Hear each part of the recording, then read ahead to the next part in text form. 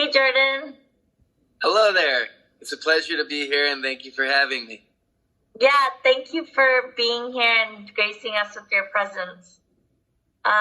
So just to start out, what motivated you and inspired you to get into art so late in your life?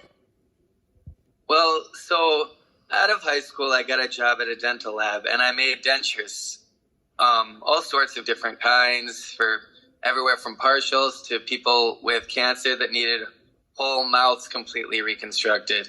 After a few years of doing that, the industry changed, and my job was replaced by a 3D printer. So I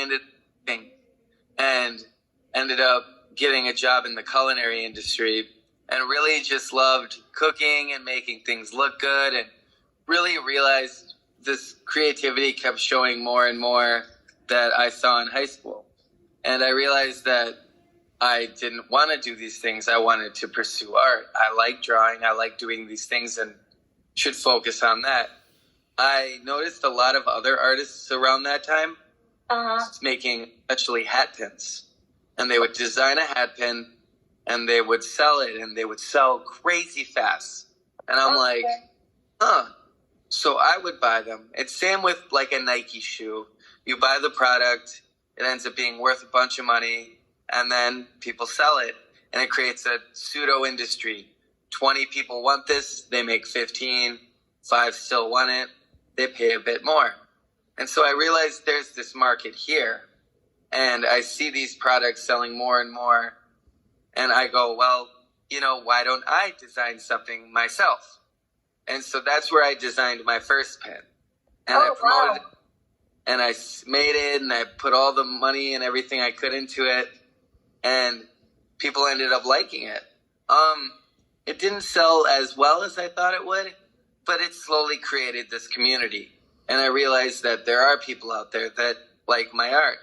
And you start getting recognized for what slowly. The big thing was, as I said earlier in our discussion, that I did go to school for marketing.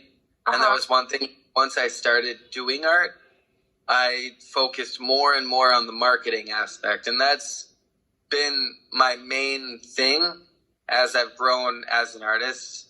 Is I love art and I love creating, but it's really cool to see how people react to something, or how someone might like something that you don't. And I think that makes it much easier for me as an artist. Is some of my least favorite designs were my best selling.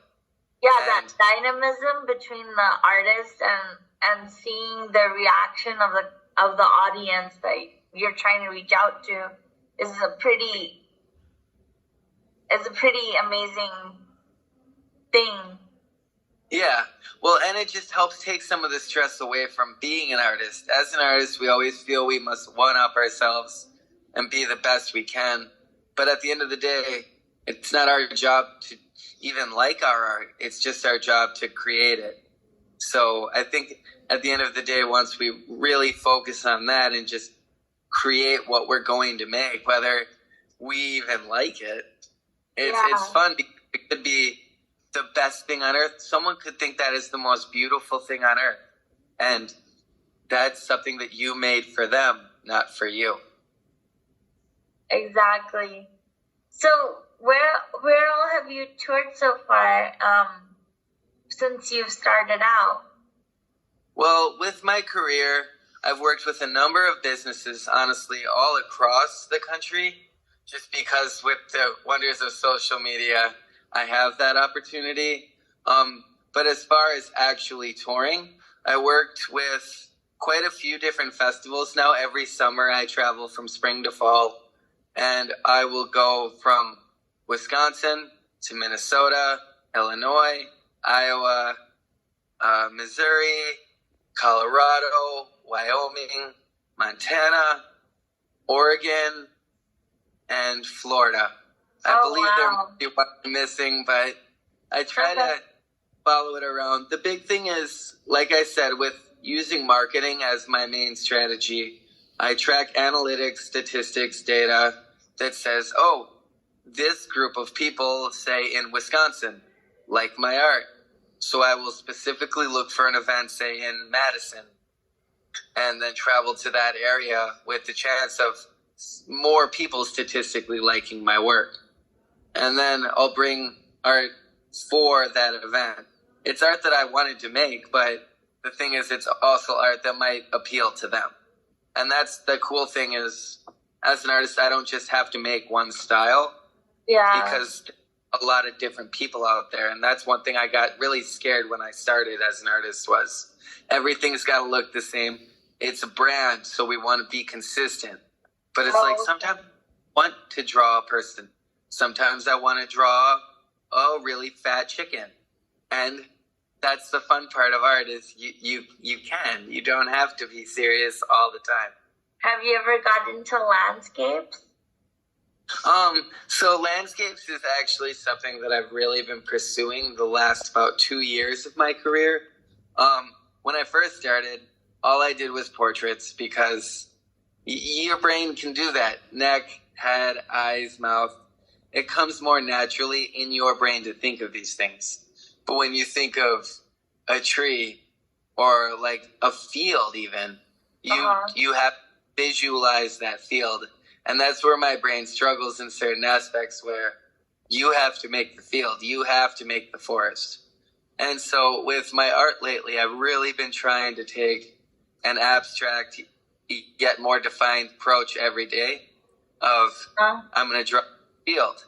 Now I'm going to draw these grass. Now I'm going to draw these flowers. And I mean, well, my landscapes may not be the best. I feel they are significantly better every day than black and white pencil drawings that I started with. Yeah, I personally have only done one landscape throughout my whole artist career, or whatever you want to call it. And I did it abstract. It didn't look, it was supposed to be the view from 15th Avenue and Irving, like looking down on Golden Gate Bridge and Ocean Beach. Yeah. And it came out really, really well, and I'm surprised it came out that good because I do not do landscapes well. No, it's so fun though when it does just come together like that, and your brain just pieces it all together. Yeah, something new or something different to show people that look, I'm willing to break the boundaries of what I normally do. Exactly. Because, so what besides landscapes was, something that broke the conformity of what you normally do besides that? Well, so that's honestly the biggest thing that I do between commissions is I'll think of something that I struggle with. Like I said, I only really drew heads. So I started to draw clothes a lot. For months and months, I would make sure to put a scarf on them, a hat, a shirt, something that makes you do that. Or like another piece that I did for a show, I can't draw hands very well. So I only drew hands for the person's hat. So she had like 15 different hands coming out of her head. But the whole piece then was focused on those hands. So you have to do them good. And so I think yourself in this kind of area where, you're the one that is building this expectation, so meet it. And I think that's one thing we have to do every so often. And that's why I like taking just the weirdest commissions, because like even a fish, I got commissioned to draw a fish the other day. My brain was, a fish, that's easy. I can draw a fish, no problem. That took me so incredibly long to paint. With the colors, the shadows, the scales, the shadows in the scales, everything to make it come to life for what it was, you don't think of. That's great. It's great to see that you do so many different types of levels. The first time I saw your art, I saw that it was there was a lot of female watercolor expressionism, and I just thought I dug that like heavily. I was like, this is really, really refreshing to see. But Thank you. As you branched out more and more. I mean, it's nice to see all the different types, even though they're commissioned, and you still work with how you put in your abstractions into your regular commissions. Yeah, I've noticed a lot with how it's changed from a lot of my early pieces and a lot of my female pieces. They're expressing a feeling, an emotion, a struggle, something that is either represented through me or something that I witness. And I really just want people to see it or know this raw moment, if as you would put it. But as my art has changed, it's almost more of now what I want to express, not what I'm expressing. So, I mean, it's kind of funny because I look at some of my art now where it'll be like a rabbit that's just, I'm working on a technique, say fur blending or shadowing in the eyes or a background or a landscape, and the rabbit is the focus point. But I think that's kind of where I'm growing now as an artist. Was before I was trying to express something, but right now I'm more trying to grow and hope people see the message that I'm trying to make, and in my growth, not so much this is how I feel, but this is what I'm trying to do. When I saw even your early pieces, it dug up like a kind of very strong emotions for me, because I'm a domestic violence victim, and I felt like this is like, looking at your art, it felt like a level of breaking free for me. See, and I'm glad that I could help resonate that image, because I too went through a pretty rough relationship that was extremely abusive, and it ended up costing me my home and making me move quite a few states over, just due to everything that happened after and work and everything beyond that. It cost you like everything. It stops everything. And the big thing is it makes you feel emotions that you don't want to feel, and then you blame these emotions on everything else. And it's like a puzzle that's glued together but not put together. You just glued a pile of puzzle pieces, and now you're trying to make sense of it. I'm so proud of to see where you are from where you must have been. And I think that's why a lot of my art changed, was just I really struggled with my emotions and struggled with a lot of things. I mean, even just trusting people. And I think it really helped change as I grew more into myself, grew into having real friends and family and a support system, and having that trust again. It kind of showed in my art where there's less emotion in a way, but that's because the emotions I'm feeling now are a different kind. They're not as volatile and expressive. Now it's more of, I'm just here, and this is healing energy, and like you can use that healing energy to break into all these other different facets of art. Yeah. And I mean, even with some of my newer pieces that I've been doing, I'm working on a woman that's like a punk kind of scene woman, but it kind of shows how she's tired or lonely. And I'm trying to show how, as I've changed with some of these concerts, I started doing this when I was, 23 years old, and now I'm turning 31. So I'm getting up to about 6-7 years now of doing this more and more. And it's kind of crazy how it's changed from, me going to these shows and having fun and laughing to now going to a show. And I'm trying to express I went to a show the other day that I was painting for, and I was probably one of the oldest people there, which is very different from the years ago when I started, and all these people older than me. And now I'm kind of seeing how this transition of life can go around you. And that's why this painting expresses like, she's still there. She still loves this sound and the music, but maybe she's not all there like she once was. well, I loved all these things before. Now I love, foraging for mushrooms and berries. Now I love hiking. I like ice skating. I love reading. A couple years ago, I didn't read ever. Just last year, I read, 56 books or something? Oh my because God. I took the time to read these books. And I mean, some are very small, some are simple, but the thing is that it kicks you, even if you read a 100-page book, a 200-page book, it kicks you into this pattern of better habits, I feel. Right now, the book I'm reading now is, I read like a chapter here or there. It's just like a fun Disney Mulan book. It's a story about, I know. It's a story of... I should read to my nieces more, because when you said that, I was like thinking in my head, I should just read to my nieces more, even if it's like some silly book, like not silly, but so, like Stuart Little or something. It's goofy. Most of the stuff I read is very goofy. But like this one, it's a story of what if this happened instead of what we saw in the movie. And so it's kind of fun, like, especially if you're reading to them a story that they like, you could be like, well, what if this happened?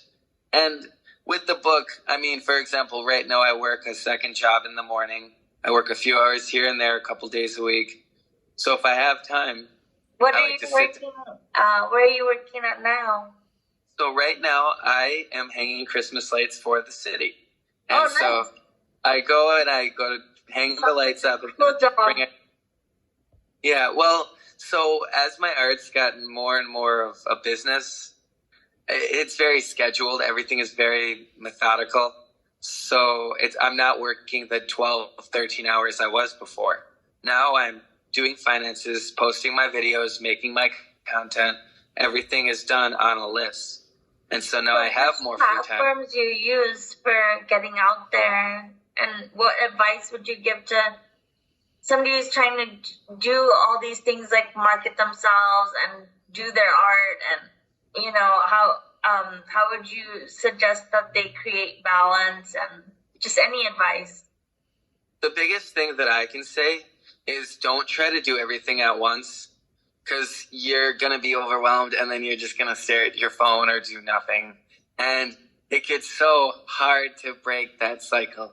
So what I do is I have scheduled times for everything. I wake up every day about 7, 6:30, and then I don't start work till about 9:30. By doing this every morning, I can read, eat breakfast, brush my teeth, walk my dog, practice Spanish. I get to do all these things that make me, me. And then I start my job. And by doing that, I do A, B, C, D.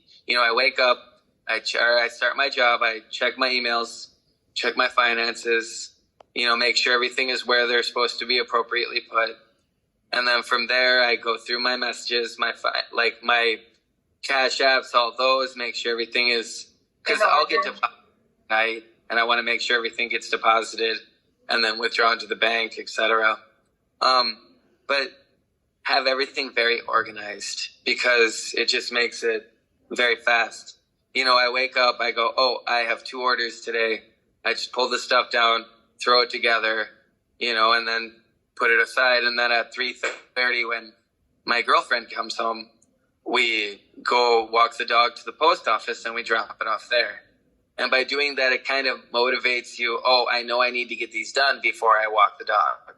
Or the biggest one, though, is if you want to be something in social media, in any way, a dancer, singer, artist, anything, it's about brand consistency. And what that means is you need to have a single name for everything. Everything must be linked together, whether it's through a website, through a domain, through anything. It must all be one company. You look at McDonald's. McDonald's is this. It's only this. Then they also sometimes will go as far as to have colors to represent them, which can trigger memories. And that's why with my art, I will use certain colors to trigger memories. If you put green on the bottom, blue on the top, they assume it's a landscape, and so you use things to trigger memories. With being, say, as an artist, every day I need to make content. Every day. whether it's going live, whether it's posting a picture, whether it's posting a meme about art or anything. It's focused on the brand and around what I'm trying to express. And sometimes that may lose focus in some ways, but the big thing is you're still engaging the audience. You can't make an art, like say, be an artist and then post something and then a month later post something and then 2 months later post something. It won't engage your audience enough for it to catch on to the algorithm on any platform. So I use Instagram, Facebook, because they link together. Always. You can just link them together. And then all of my content on that, I also share on TikTok and YouTube, because those are all growing platforms above 1 billion users. I find it interesting that you're saying all these things, because I know it's really good advice, but I went through this whole like changing my identity type thing. Yes. And so I get confused because I have different names. Yes. And I don't know how to break free from that, because I feel like I need to live in these virtual different types of realities to break away from the person that hurt me. Yeah. See, but if you're defining these things, then that's still okay, because you're just putting those brands in their category, and that's okay. But if you want them to be recognized together, then you can do that or keep them separate. It's just what you wish.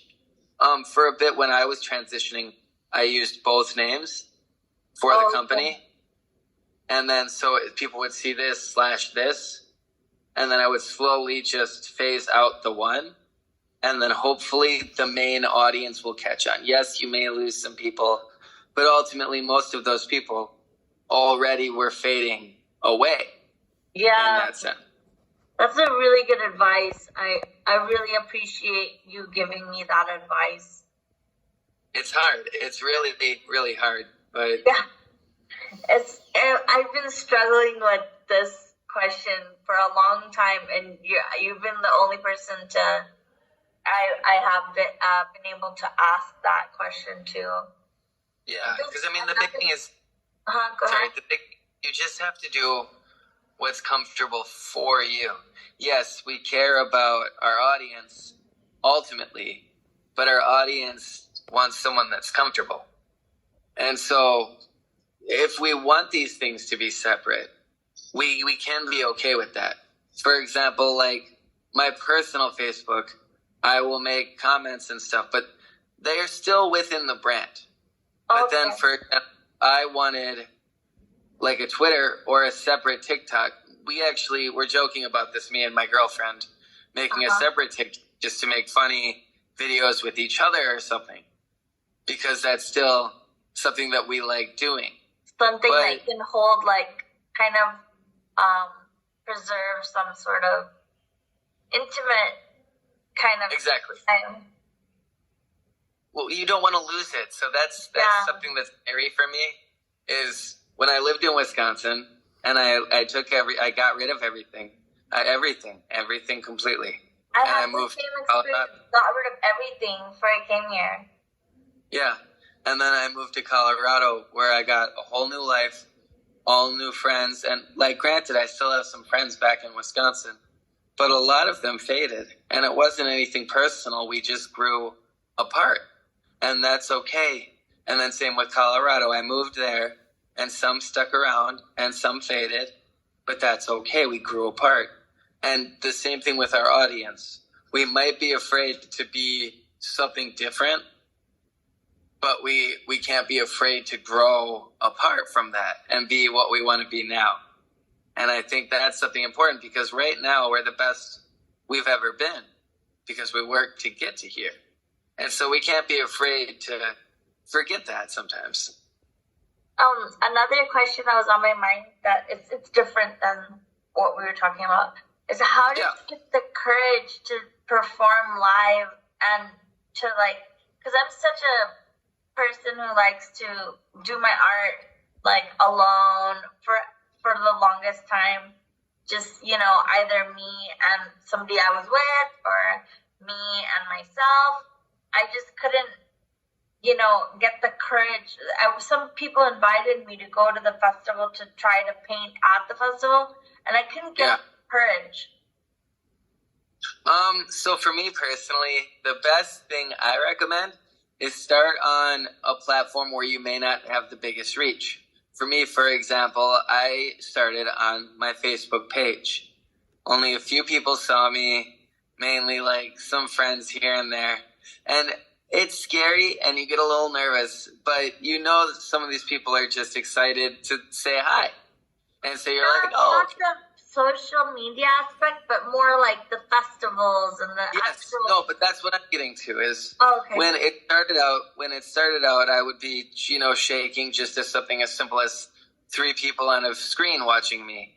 And I can delete this video and no one's ever going to see it again besides those 12 people that might have seen me the whole 40 minutes. And that's okay. But I was still nervous.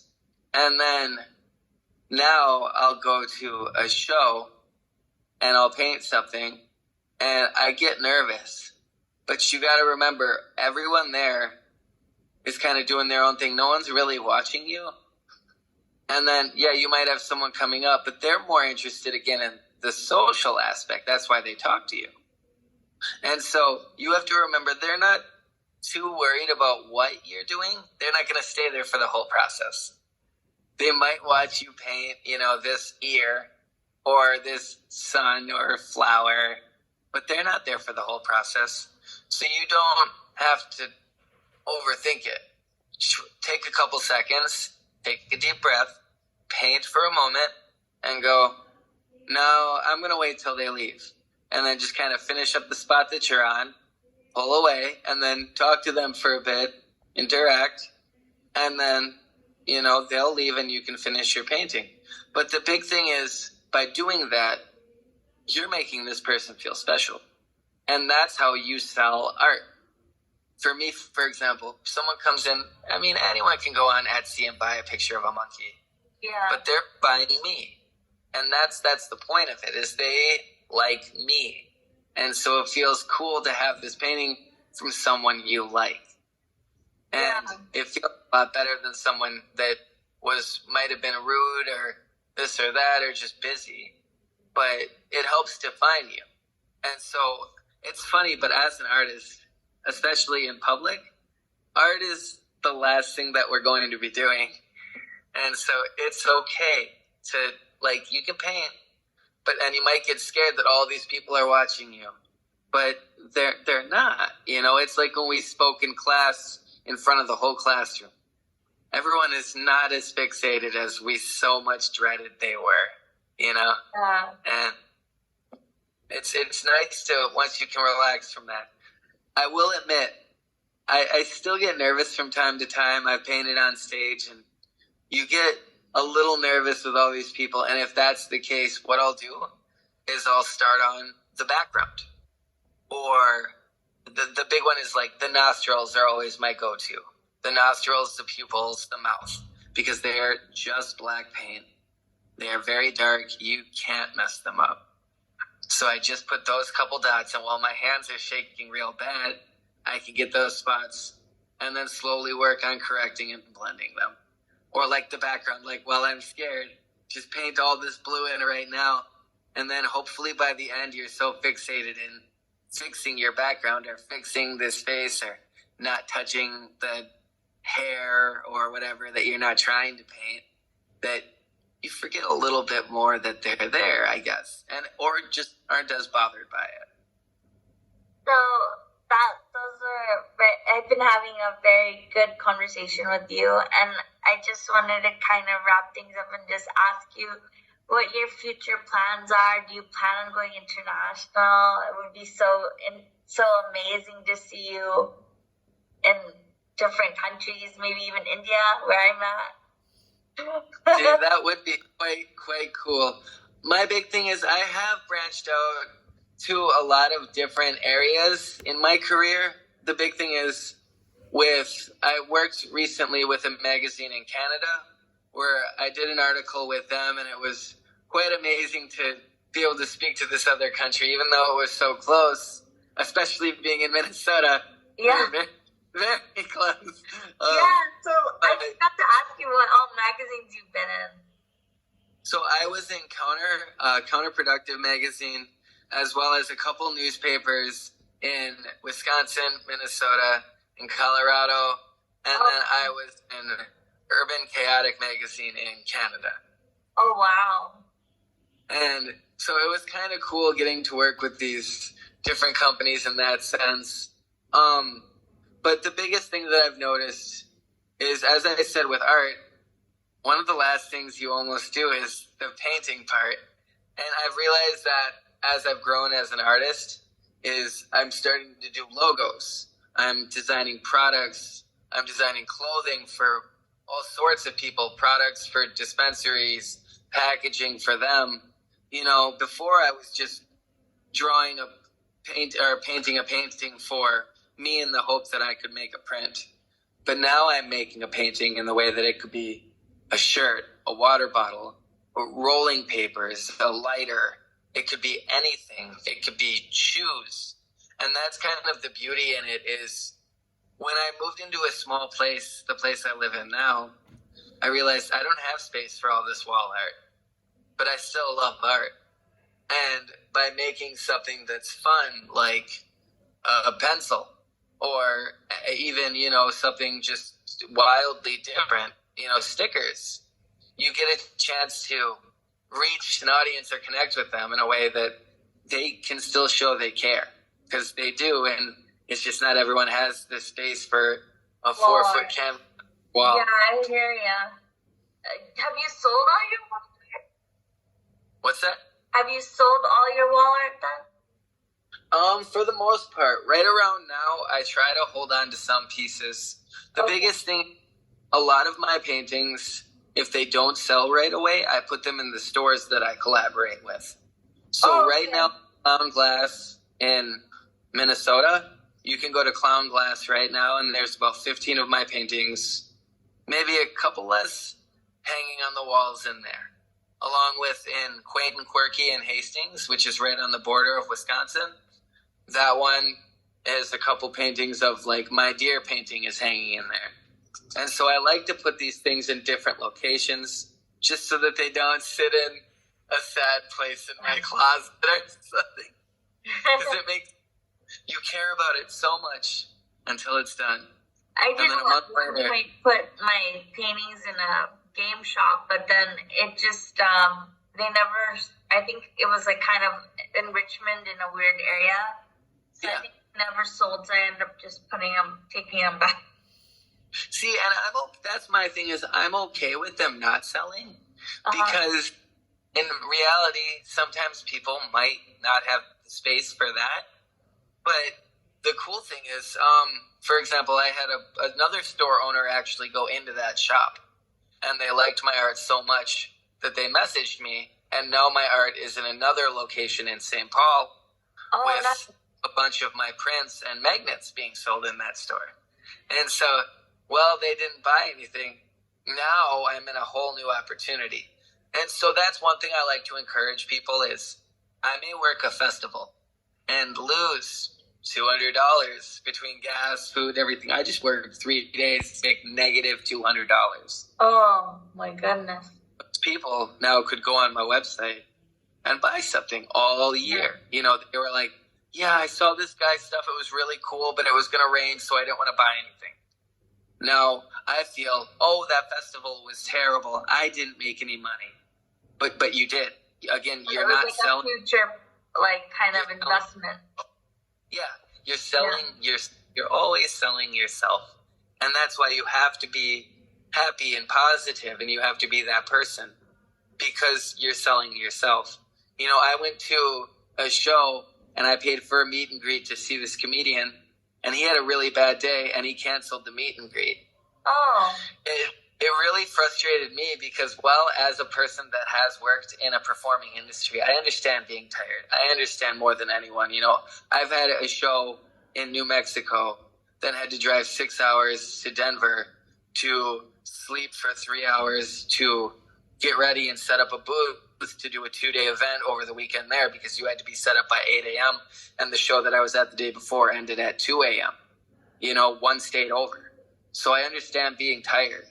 But you know what? When I went to that show the next day, every single person I was kind to, I took pictures with, I shook their hand, I was nice, because it means something to them, and it should mean something. Yeah.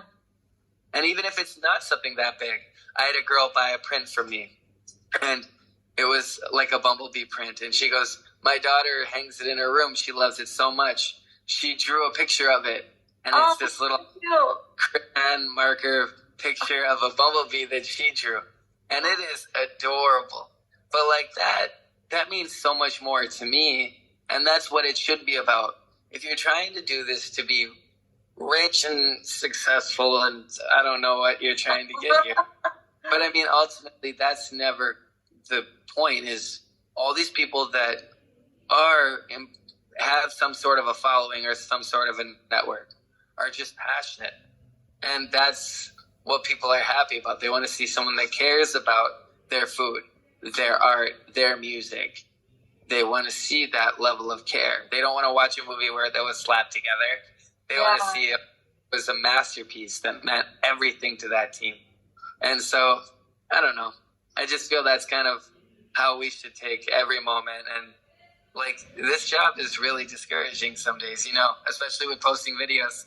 You post one and it gets 20 views, and then the next video gets 100,000, and you go, I don't know. And my mom goes, well, why don't you just do that again? And I go, okay. Yes, I will. Do that again. I will do it again, yeah. Yep. And I mean, that's the fun, though, is you will always be frustrated trying to do it again. But instead, just have fun doing you, and it might happen again. Yeah. And that's the fun with art, is you might not always paint the Mona Lisa, but every so often you might paint something that makes you go, wow, I did that. Yeah. You know, you're kind of like nonchalant, you're like, check this out.